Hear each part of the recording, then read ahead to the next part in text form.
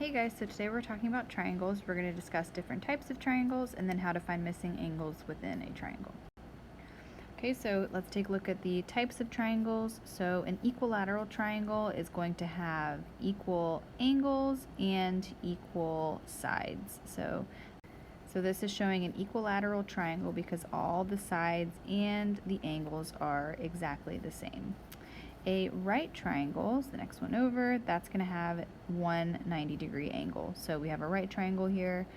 Usually it's shown by that little box. And then the last one up top is an isosceles triangle, which means that two of the sides are completely identical, which also means that two of the angles are going to also be identical in an isosceles triangle. Okay, next we have the scalene triangle, which means that all of the sides are going to be different lengths, and then that means that also all of our angles are going to be different measurements. Okay, so scalene triangle, everything is different, sides and angles. For an acute triangle, that means that all of your angles are acute angles, so they're going to be less than 90 degrees, every single one of them. And then lastly, an obtuse triangle, you're going to have one angle that is larger than 90 degrees. Now, a lot of these things can mix together. For an example, you can have an acute equilateral triangle. Okay. You could have a scalene acute triangle. Meaning all the sides are different, but all the angles are also under 90 degrees. So they can all mix together. You can think about them different ways. Okay, so in this slide we are given angles, and we have to take a look at them, and we're going to identify them based on the angles that they gave us. So the first one, we've got 40, 120, and 20. So right off the bat, we can see an obtuse angle here. So this is going to be an obtuse triangle. And then if you look, you also notice that all of the angles are different, so it's also scalene. Okay. Next, we have another obtuse triangle because we have an angle there that is larger than 90. And then also, again, scalene because all of the sides are different. All the angles are different, which means also all the sides are different. The next one down, that one is going to be acute, right? All of our angles are under 90, so this would be an acute triangle.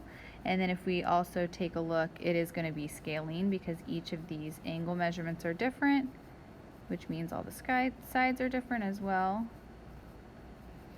All right, the next one, 60, 60, 60. Well, those are definitely acute angles, but also they're all identical, so that means it's equilateral. Okay, and then in our last one, we can see we have a 90-degree angle, so this is going to be a right triangle.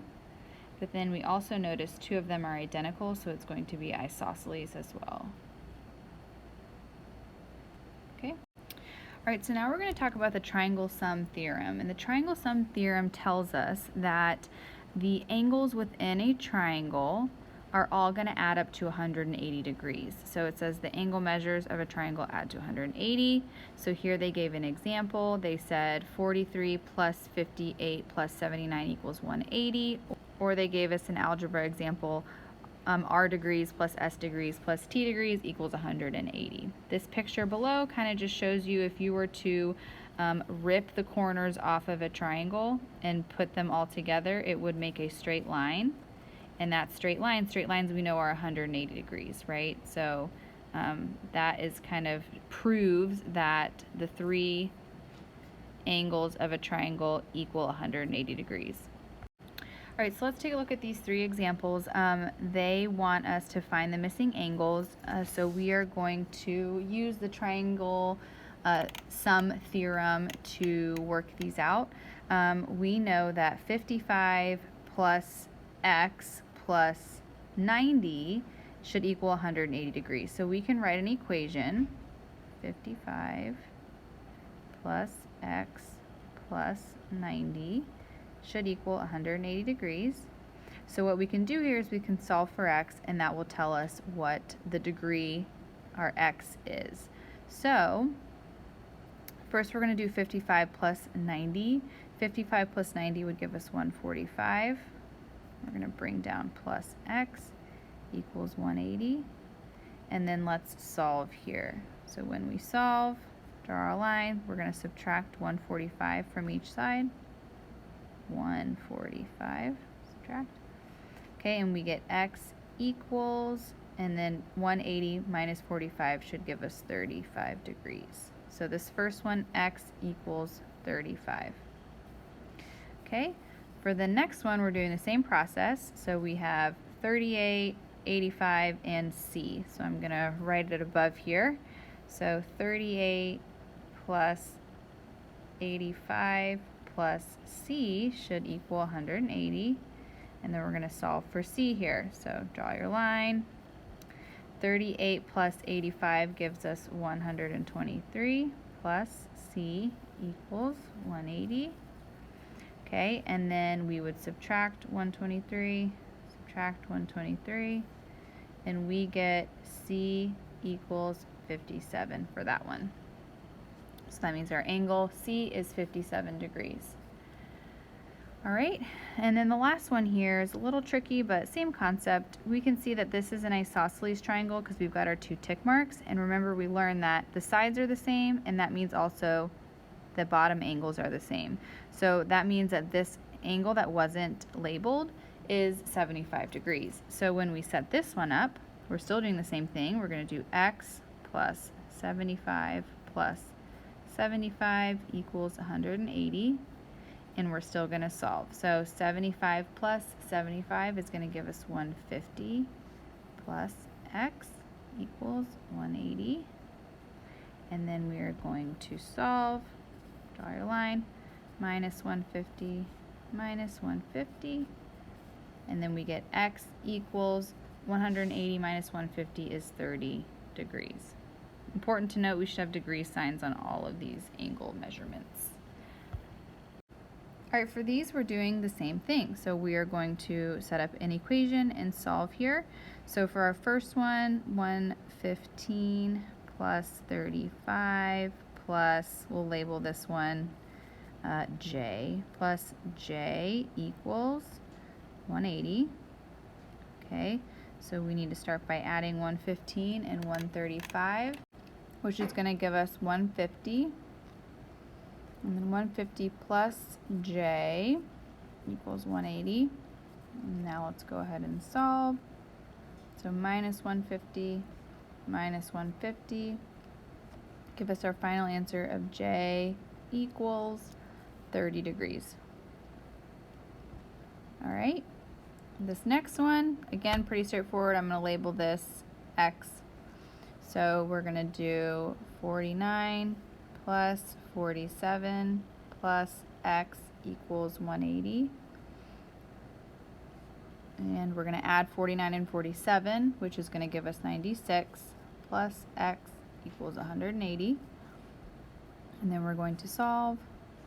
Minus 96 minus 96, which would give us x equals 84 degrees.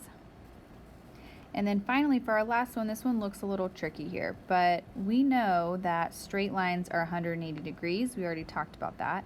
And since we know that this side of our line is 85 degrees, we can solve to figure out the other side of the line by doing some simple subtraction. So if we do 180 minus 85, it'll tell us what that missing angle is that we don't know. So 180 minus 85 is going to give us 95.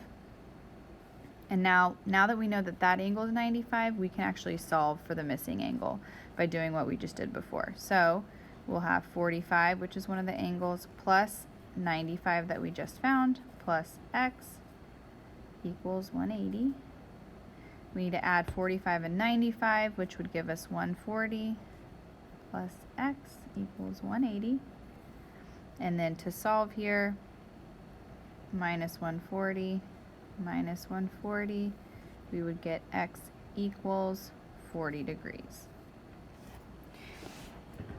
All right, for these next few slides, it's asking you to use a ruler and a protractor to create triangles. And then for each one, you're going to figure out if there's only one way to make a triangle, more than one way, or if it's not possible. So I'm actually not going to walk you through this. If you're on a PowerPoint, you can use the ruler that is given to you. You can get out a piece of paper and a pencil if you've got a protractor or a ruler, and you'll go ahead and try to create the triangles that they have listed.